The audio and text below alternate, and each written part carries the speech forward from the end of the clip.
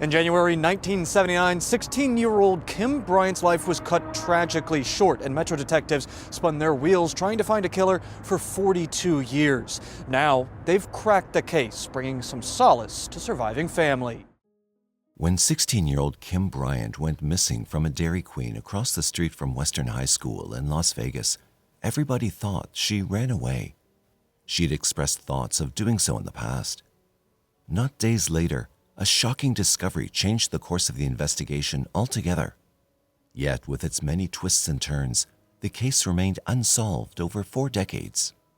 However, as time passed, new evidence and fresh perspectives emerged, reigniting the investigation and bringing hope for closure. Did Kim really run away from her home?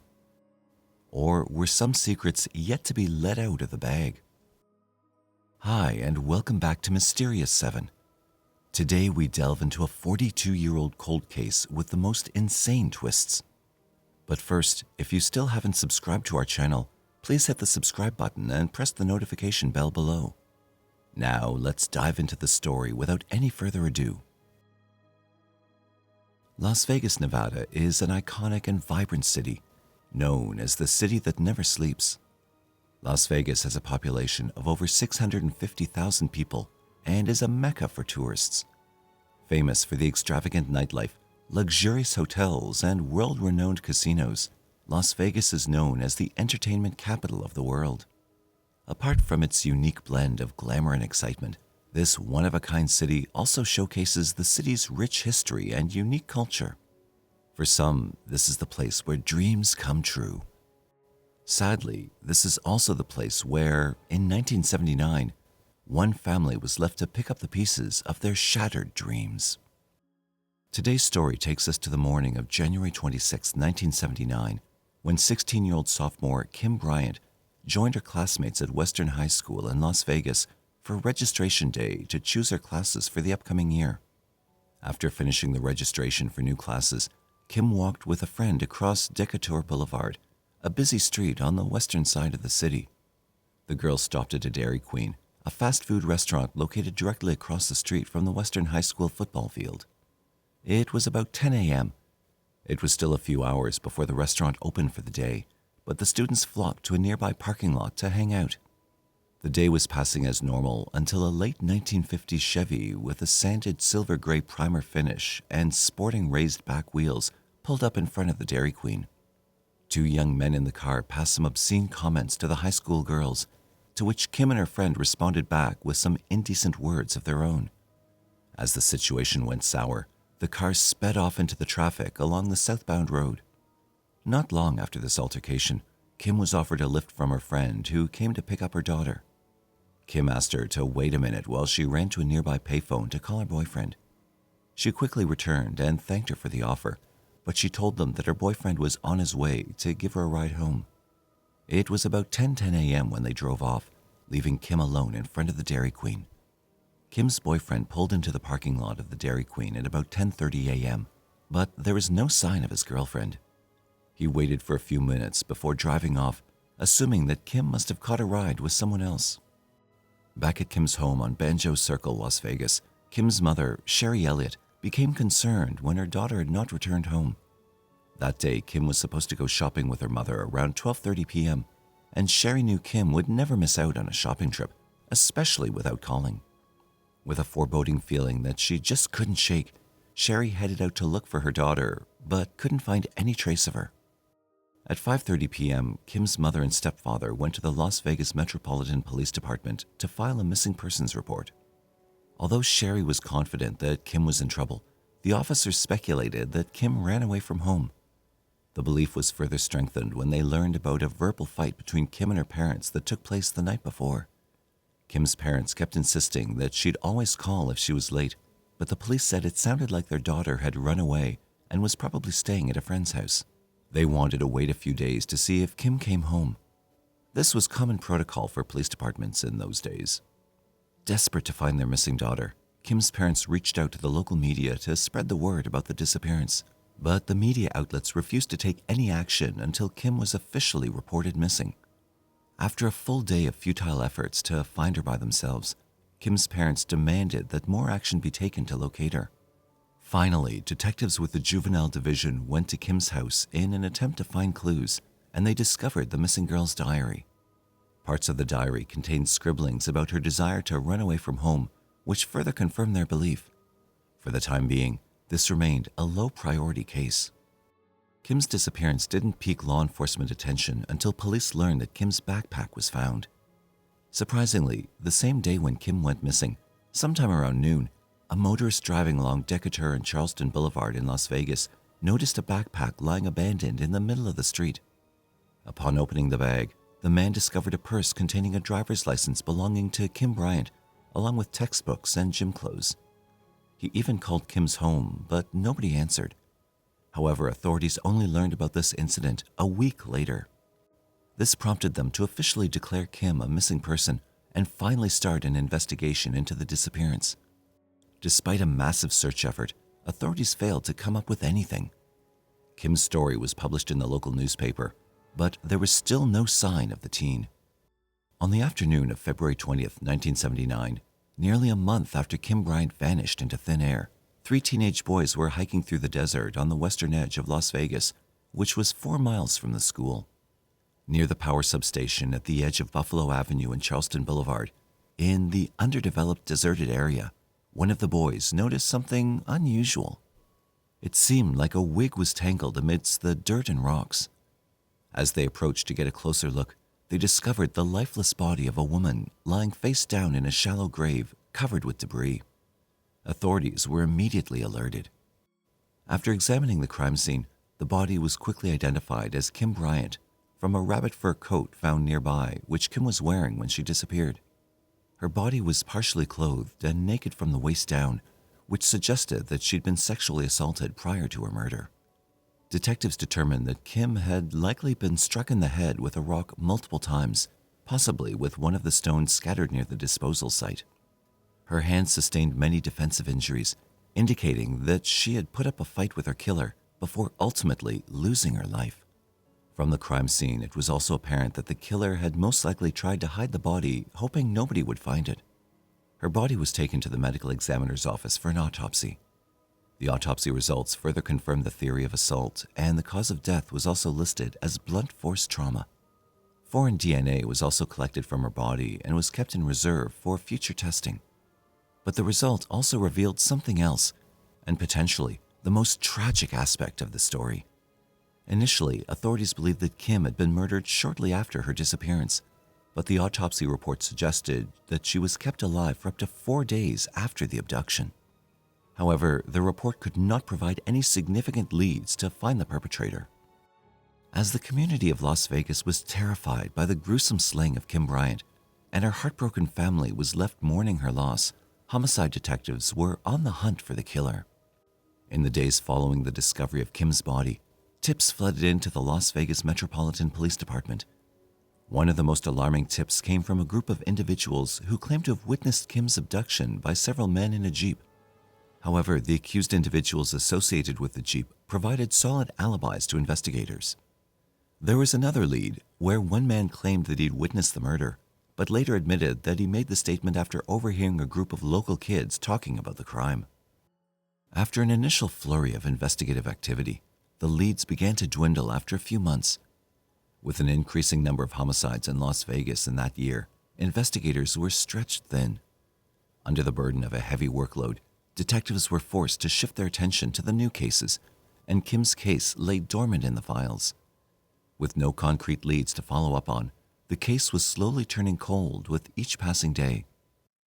The case caught its first significant break in the summer of 1979, after a local newspaper ran a lengthy feature on the status of the investigation and how the crime affected the Las Vegas community. The news feature also refreshed the memory of 2 of Kim's classmates at Western High School. The female students, whose identity has never been released in public, said that around the time of Kim's disappearance, they'd been approached by 2 men driving a Chevy. The men attempted to lure the girls into their car with an offer to sell them jewelry, but the girls grew suspicious when they peered into the back seat and saw only a large walnut-grained speaker. After the girls rejected the offer, the men drove away while verbally abusing them. The girls described the car as silver with light primer spots and raised back wheels bearing Nevada plates. The two students also provided independent descriptions of the passenger of the car. This description allowed the detectives to develop the first sketch of a potential suspect in the Kim Bryant case. The seemingly 18 or 19-year-old man in the sketch had shaggy blonde hair and droopy stoner eyes. The girls stated that the driver was a man in his early 20s with a mustache and medium brown hair. The girls described both of the men as grubby hippies. Another eyewitness, an older businessman, also came out after the sketch was released to the public and informed the authorities that he too had witnessed Kim being forced into a car, similar to what the two girls described. He said he assumed the incident was nothing more than a high school prank and hadn't reported it to the police.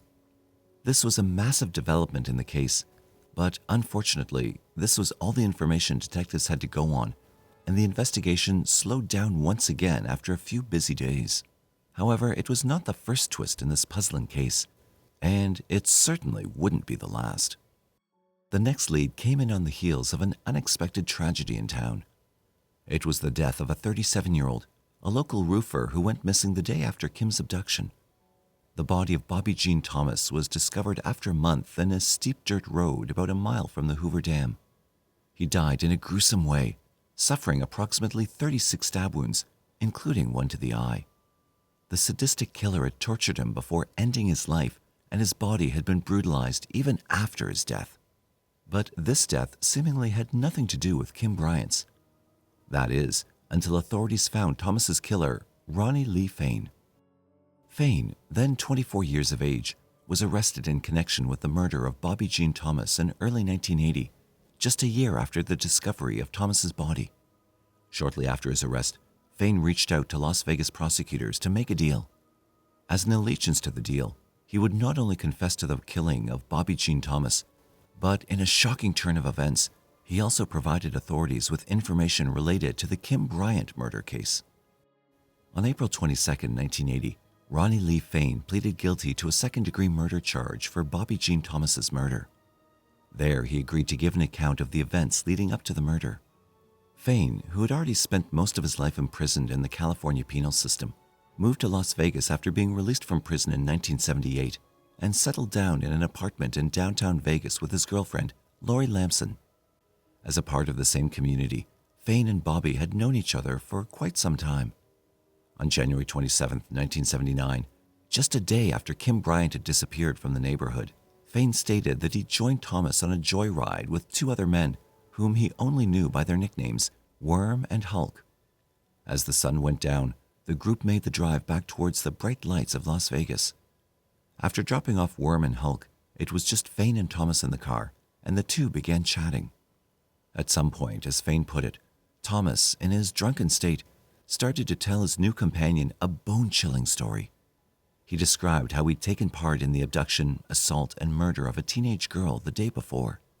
Fain claimed, bound by prison honor, he immediately decided to avenge the girl's death. When the car arrived at Fain's place, he told Thomas to wait inside the car and then retrieved a knife from his girlfriend. Upon returning to the car, Fain immediately began attacking and slashing Thomas to death, imposing at least 36 blows from the blade. Fain further described that he then drove out to the desolate area around Hoover Dam to dispose of the corpse. Fain insisted that he was enraged by Thomas's mindless bragging, and that was the only reason he killed him. Although a killer's words are not always trustworthy, authorities took him very seriously. Apparently, before taking the plea deal, Fain passed 2 independently administered lie detector tests before prosecutors accepted his plea. He'd also correctly identified the brand of beer on a bottle that was located near the disposal site of Kim Bryant.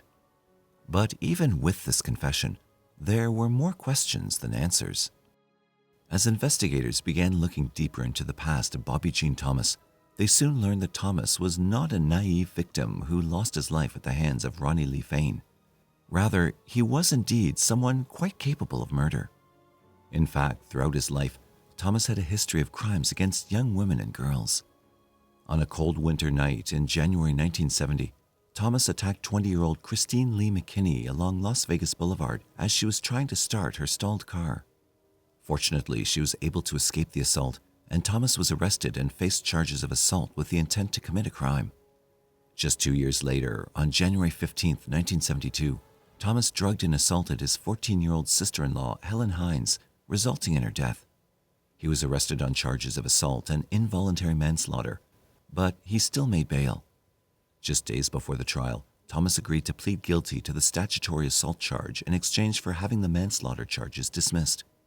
He was sentenced to the maximum term of 10 years behind bars. However, he was paroled after serving only a portion of his sentence. Around the time of Kim Bryant's murder, Thomas abducted and attempted to sexually assault a young woman in the desert, the same area where he'd meet his own demise not long after. Despite this horrid history, detectives had no physical proof to connect Thomas to Kim, and there were many holes to be poked in this theory. Detective Bob Hilliard, head of the Kim Bryant investigation, was unsure whether Thomas was responsible for Kim Bryant's death.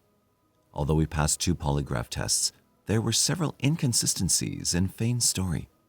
Hilliard was bothered by the fact that Fain never mentioned Kim's name in his initial confession. Fain also didn't include any details that were not already publicly known about the Kim Bryant case. He initially said all he knew was that Bobby Jean Thomas had assaulted and killed a teenager. It was only after his attorney mentioned the name Kim Bryant that Fain added that to his story. As for the beer bottle discovered near the crime scene, it had been located 70 yards away from her body and looked like it had been there longer than Kim's remains. This could have been left by people just enjoying a drink in the desert. Additionally, Fain's description of the vehicle that Thomas used for the abduction did not match the description of the eyewitnesses. Detectives at this point considered that in his drunken state, Thomas might have mixed up the date of his attempted rape with the day of Kim's abduction when rambling about his actions to Fain. But this was not all. Detectives also discovered a disturbing fact about Ronnie Lee Fain. He appeared to have a thing for stabbing people. Just a month before murdering Thomas, in December of 1978, Fain attacked one of his acquaintances in a downtown apartment in Las Vegas.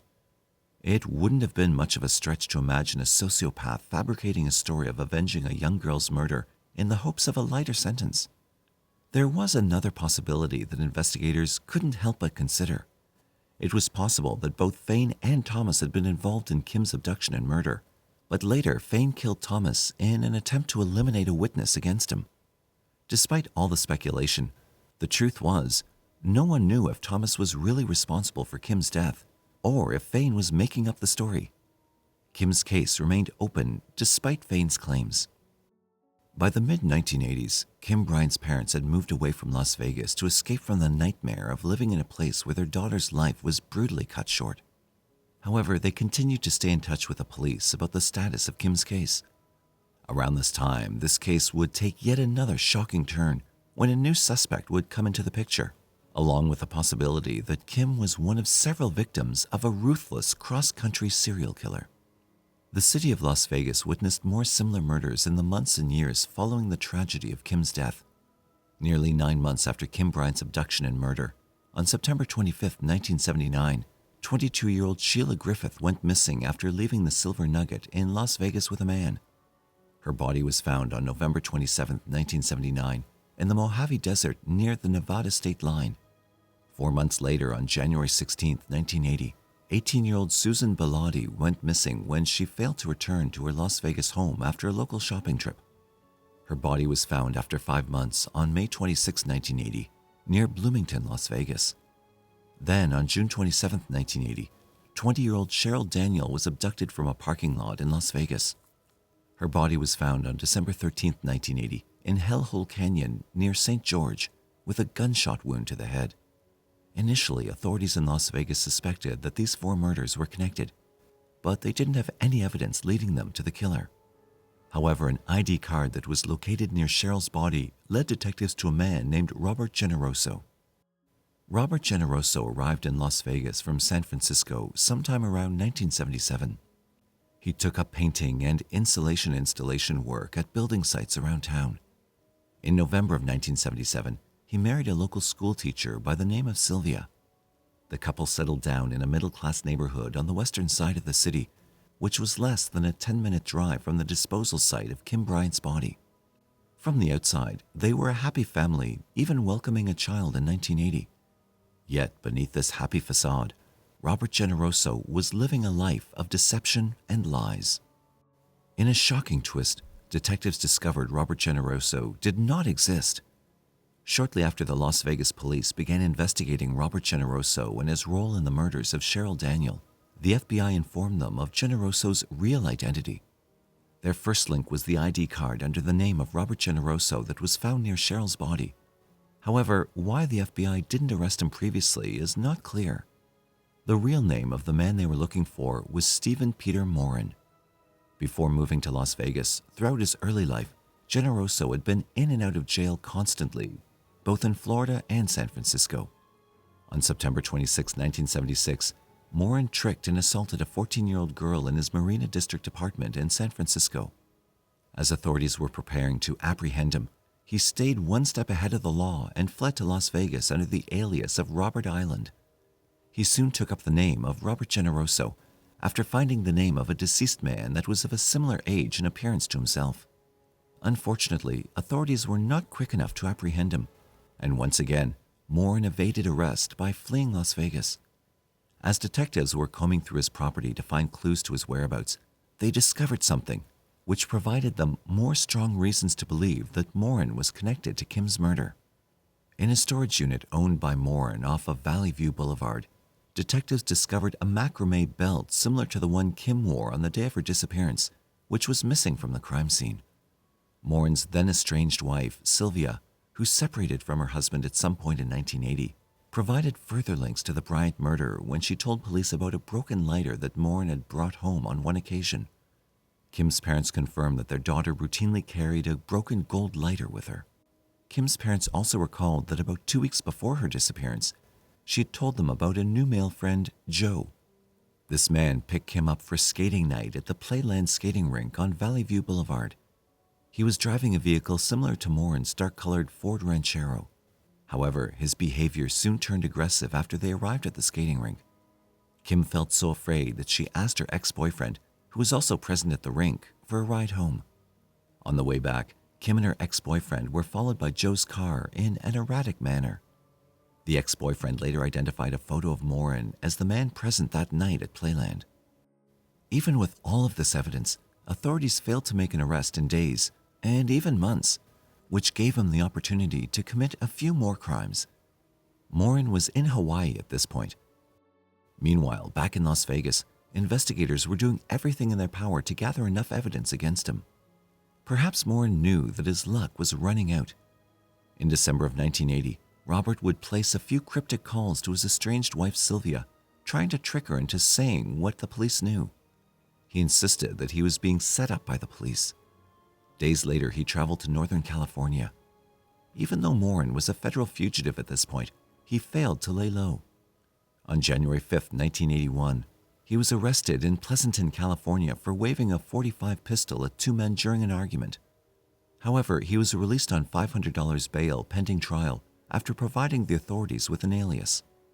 After his release, he quickly fled California and hitchhiked around the country. At some point, he began a romantic relationship with the owner of a local antique shop in Buffalo, New York, named Rita Xavier. Somehow, he managed to convince Rita to come down with him on the run. Rita even agreed to sell her store and bought a travel van with the money, and the pair continued to travel. During a brief stint in Denver, Morin kidnapped and murdered a 23-year-old college student, Sheila Whalen, a recent college graduate. Morin and Rita were long gone from Denver at that point, and they headed south to Texas. But soon Rita would return to New York as she grew frustrated seeing Morin constantly checking out other women. Before long, Morin charmed another young woman by the name of Sarah Clark, and she further accompanied him on his murderous journey. On November 30th, 1981, Morin abducted 23-year-old Pamela Jackson from a Corpus Christi apartment complex and held her captive. For the next 11 days, she was sexually assaulted multiple times a day.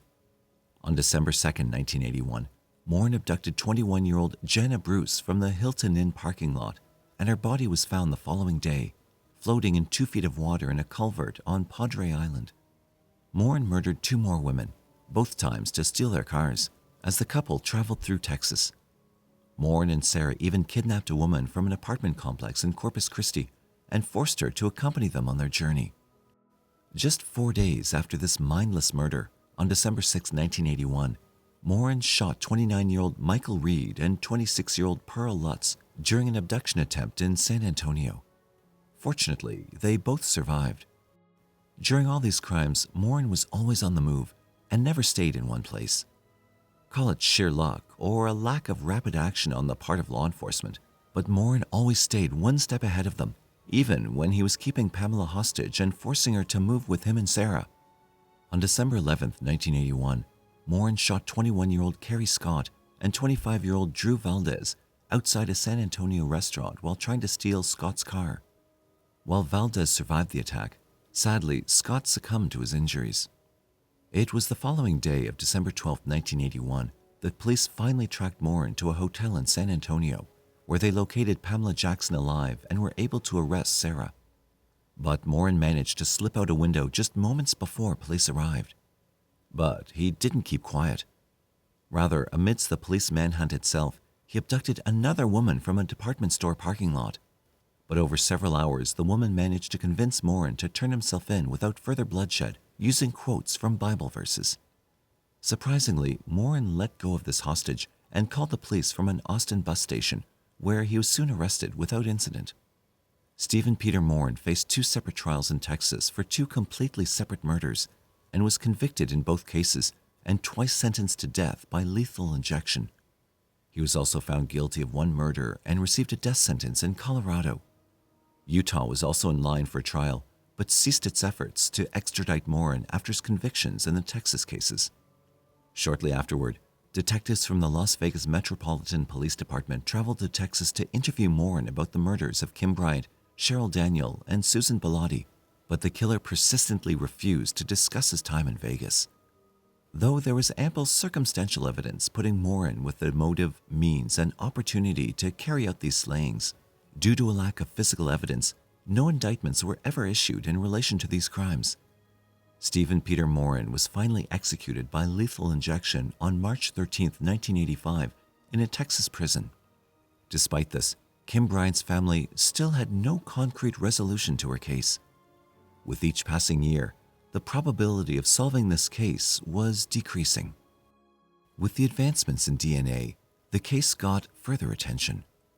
In 2008, the DNA sample that was collected from the victim's body during the autopsy was tested, but they were unable to get a DNA profile.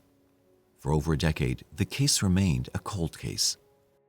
Then, more than a decade later, in January of 2021, a foreign male DNA profile was finally able to be constructed from the evidence left at the crime scene. Investigators ran the profile into CODIS, but there was no match. In August 2021, Las Vegas Metropolitan Police Department homicide investigators contracted Texas DNA lab Othram Inc., a private Texas-based DNA laboratory, to perform advanced genetic testing on the suspect's DNA. This step was only possible due to a generous $5,000 donation from a Las Vegas philanthropist named Justin Wu. The lab was able to build a genealogical profile of the killer from just 15 human cells, which is the smallest amount of DNA ever used in a criminal case. The profile was then uploaded to the commercial DNA database and later to the family tree websites to find a possible match. After putting together all their findings, they contacted the LVMPD. They were hoping that this investigation would lead them back to the past, to one of the many possible suspects. To their shock, the evidence led them in a different direction entirely, to a man by the name of Johnny Blake Peterson, a name which had never come up on their radar in earlier investigations. Johnny Blake Peterson was born on September 12, 1960 in Las Vegas. He was one of several children and attended Western High School, the same school as Kim. Though he was not a student by the time Kim was murdered, the then 19-year-old Peterson was living in the same area. After graduation, he worked in the construction industry as a freelance plasterer. He married a woman named Cindy and had 2 children with her. At some point during his lifetime, he was arrested for the sexual assault of a woman, but it was unclear if he ever served time for this offense. Unfortunately, after all the twists and turns of this case, justice was never to prevail. On January 30, 1993, Peterson was admitted to the University Medical Center of Southern Nevada due to a drug overdose and died later that same day at the age of 33. In a press conference on November 29, 2021, investigators explained how they'd finally resolved the case after years of false leads and speculation. However, there was one last twist yet to come to light. As detectives were reviewing the cold cases in an attempt to ascertain whether Peterson was connected to any other crimes, they made an appalling discovery. The evidence connected him with another murder that occurred in 1983, nearly 5 years after Kim Bryant's slaying.